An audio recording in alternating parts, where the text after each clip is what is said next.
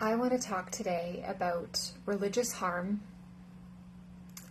with the context of my amazing 5-week course, Goodbye Good Girls, that is starting in August, because I've been having some really amazing questions of how is this religious trauma? What is religious trauma?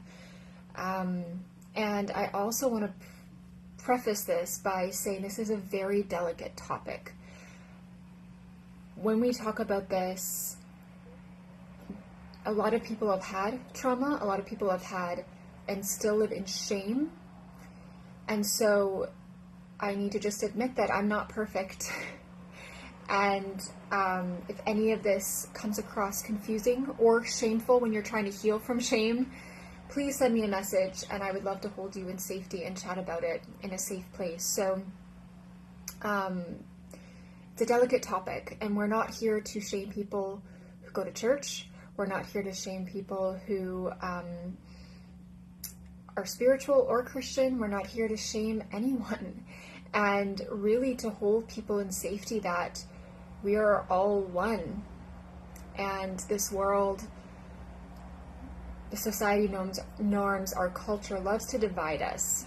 So I have beautiful people in my life who go to church, who lead churches. I have beautiful clients that still attend church, but I also have clients that come to me where they have been so hurt from church and religion to the point where they don't want to live anymore and they have body dysmorphia and they're living in hell already.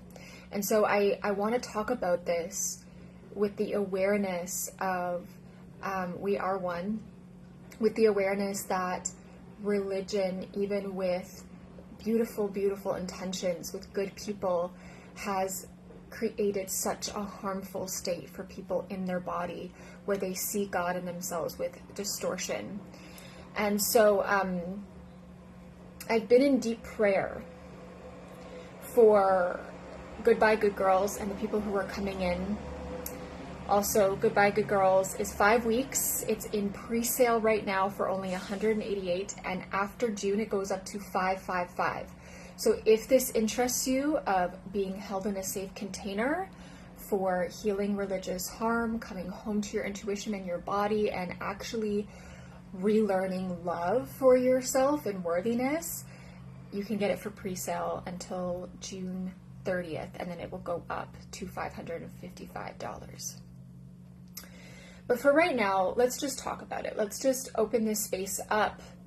And I have to be honest, I have wanted to talk about this for a long time, as being someone who grew up in 3 or 4 different denominations and also went to school to become a pastor. It's a big topic on my heart because when I was in school for it, I saw the contradictions. I saw, this is who Jesus is, but we're asking you to do this. And I had to take some time to go inward, though, and develop this connection with God that I knew is within me, that I had experienced, but that I wasn't allowed to teach people. And I learned a lot, and I finally feel ready to teach this and to guide people through it, because I'm walking the talk, and I think that's a big thing. But, I had a really good question in my DMs this past weekend about a post, and I encourage questions, guys. We need a question. If you have a question, let me know. But so much of the teachings are done with good intentions. Okay, I want to say that. But where it can get really damaging is when someone has already had trauma in their life, say at home, maybe sexual abuse, emotional abuse, spiritual abuse, outside of church. Let's just preface that. But then they come into a church building that's supposed to be safe, but then they're told things like their body is evil, they have to deny themselves, their heart is deceitful. And then they learn this belief that really holds them in this shame of, I'm not good enough, I have to suffer, I have to do something to be accepted. And they start to see themselves and God through this lens of trauma. So sometimes it has nothing to do with the religious teachings, but because a person has already had trauma in their life, they come to church with really wounds that are not a lot of churches are set up to be trauma informed and to help people at their lowest of low. And so, even just myself, where I don't go to church anymore, and it's been incredibly freeing for me to give myself permission not to do that. My relationship with God cannot fit into a four-wall building, and I have deep space of surrender and trust with divine and source every single day. It's become a lifestyle, and I find that when I go to church, sometimes it contradicts that. And I went to a church to support someone else in the fall, and the whole sermon was on the fact that we go to hell if we don't do X, Y, and Z. And that is incredibly, incredibly damaging to someone who's had trauma. It's also, sin is a concept that was designed for control, fear, and manipulation. So any kind of context where the sin and hell is the only main concept, you're not even being told the full truth. And then people take that in as their self-identity, and it can be incredibly damaging. Another example is, if someone had an abusive father and home was always abusive, and then they go to church and they're taught that they have to do all of these things before they're accepted by God, they start to see God as their abusive father. And so we need to be aware of these things. The purity culture of women have to cover up, and they're only, deserving of love and intimacy and pleasure because their husband wants it. Like that is such a distortion. And part of this work and part of the teaching that I will be guiding people through in Goodbye Good Girls is reclaiming our sovereignty. And what that means is, what sovereignty means is no one has control over you. No one has control over your body. And there's people who have come to me to work with me one-on-one who've been taught these paradigms and these constructs within religion where they feel so unworthy to simply be themselves, so unworthy, and they have body dysmorphia. And it needs to be taken seriously, as this is a delicate topic where it's not black and white. And at the same time, when church is supposed to be safe, but you're not allowed to be yourself, there's so many beliefs that get inherited, and then someone takes that in as their self-identity, and they base their self-identity off of unworthiness and conditional love.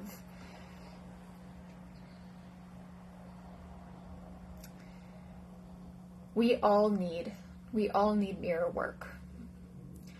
We all have to look within ourselves and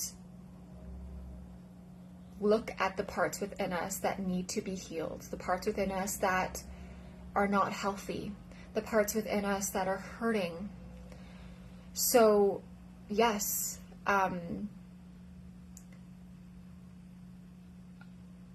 we will have a very big aspect of mirror work inside Goodbye Good Girls, where you will be taught to rewire your thoughts about your body and worthiness, but also see yourself with no filters, without denying who you are.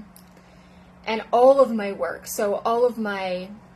that I do for people, whether they come into the Soul Talk method or one-to-one, is helping guide them back to their body that they were taught through different paradigms that was not good enough. And so there's so many messages, right? Like we can all reflect back and remember when that teacher was mean to us, or that bully on the playground hurt us, or when people laughed at us and we were rejected and we felt unlovable and unwanted and maybe even used. And you have always been connected to this spiritual expression, this soul talk part of you. But through many different messaging, sometimes we are taught to live as if we are disconnected.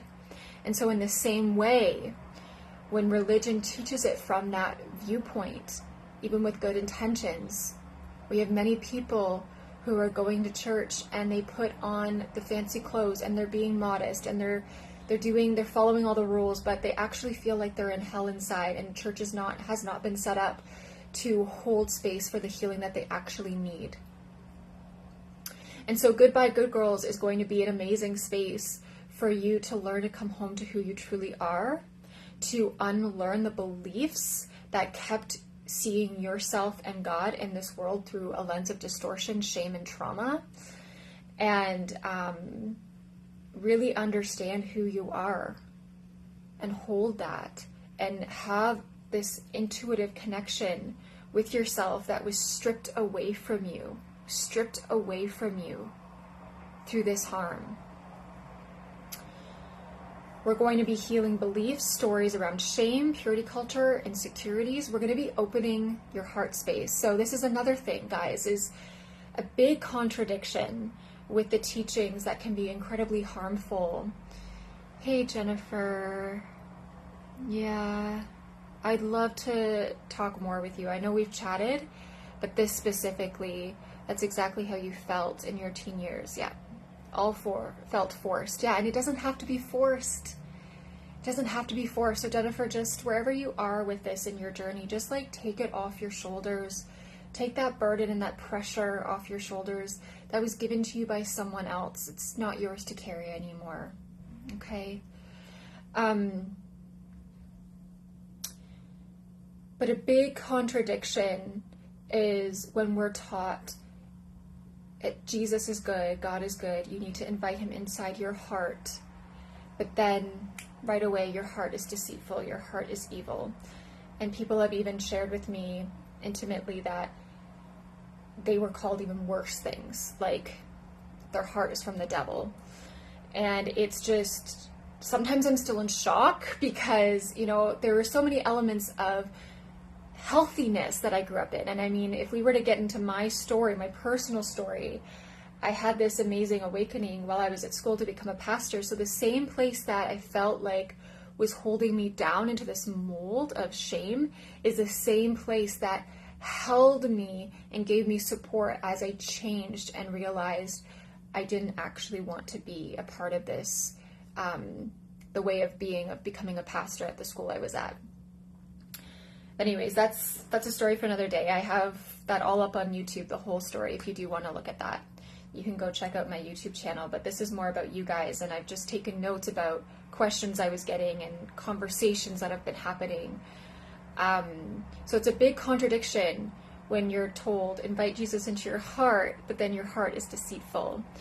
And it's the whole conversation about our desires, and what desire actually translates to is from above and from the Father.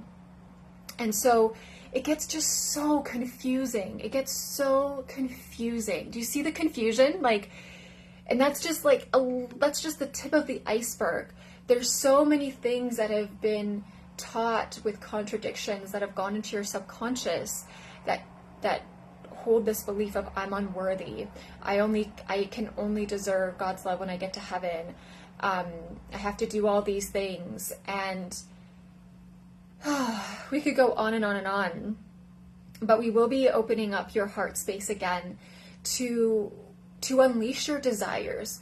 Your heart is a place of holiness, and when you heal this part of you that was taught to cover it up and was taught to guard it because you have to deny it, you will be even more connected to that intuitive spiritual connection and live in this deep surrender. And I mean, I'm guiding you back to you through Goodbye Good Girls. It will not be my journey. It will be your journey where you will have this relationship, if you choose, because we're going to have people come into this that, God is even a triggering word for them. That's why I use universe and source sometimes. You guys need to own your power and go, okay, if I use a word that's triggering to you, just discern it and change it to what word do you best describe it. We have people coming into this container that, again, are Christian and spiritual and or don't even identify with any label.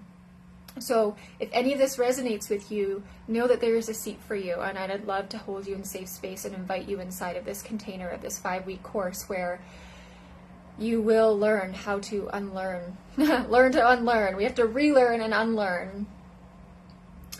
But your heart can be safe again. Your desires can be safe to pursue. And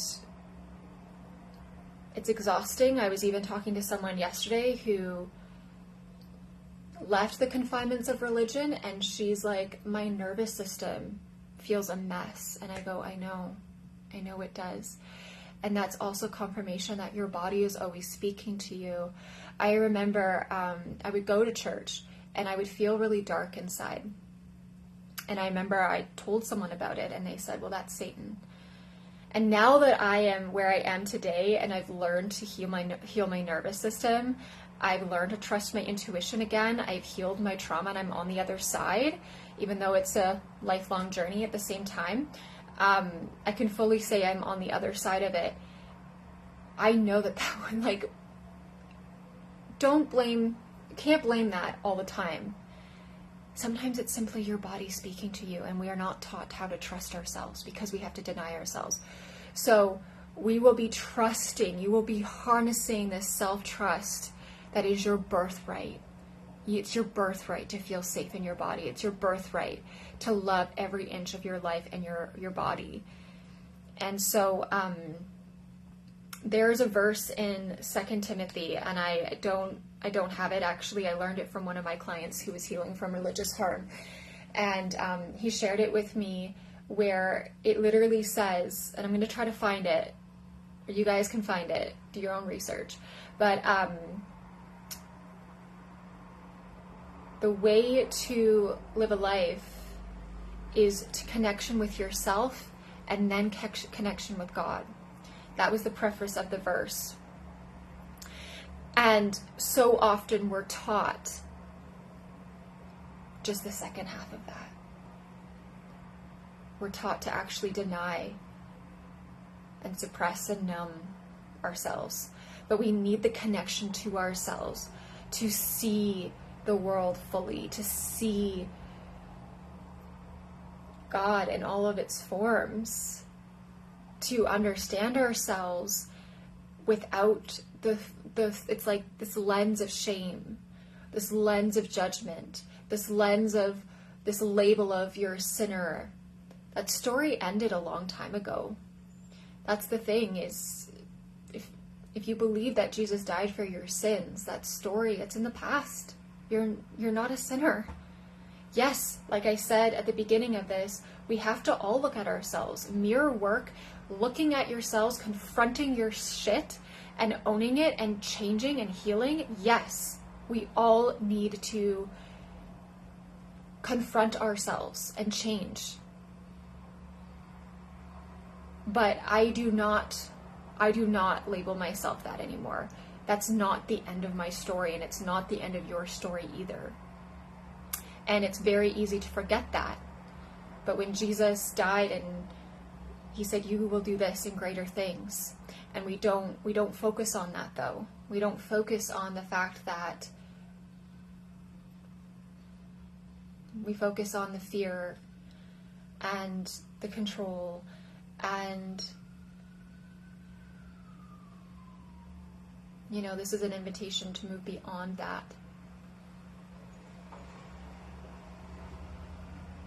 Again, reclaiming your sovereignty. No one outside of you gets to have control over you, saying who you are, what you get to wear, how you get to be. Actually, I wrote something down to give yourself the unapologetic permission to evolve and express yourself outside the borders that religion taught you to stay in. This version of you is connected to your heart, knowing it's not deceitful.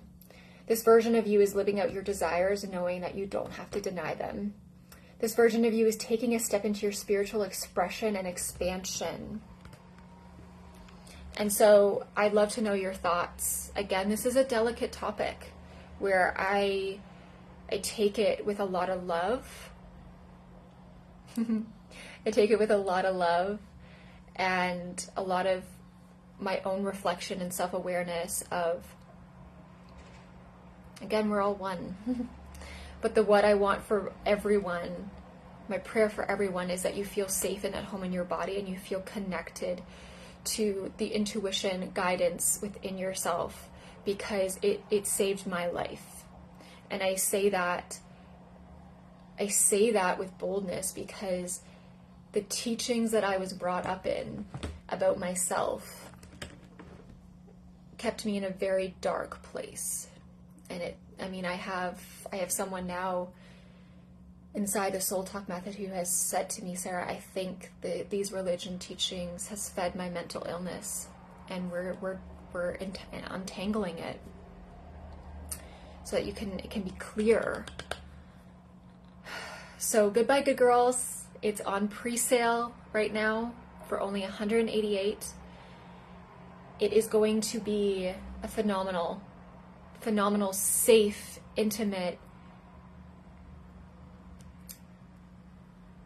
course, and I'm going to cap it at 10 people so that we can keep it safe and intentional. So we already have 2 people signed up, so 8 more people. If you have any questions or want to book a discovery call to learn more, please do. Hey Zach, hey Robert. Yes, Jennifer, you can make your own mug. Hi, Carlos. So, Goodbye Good Girls.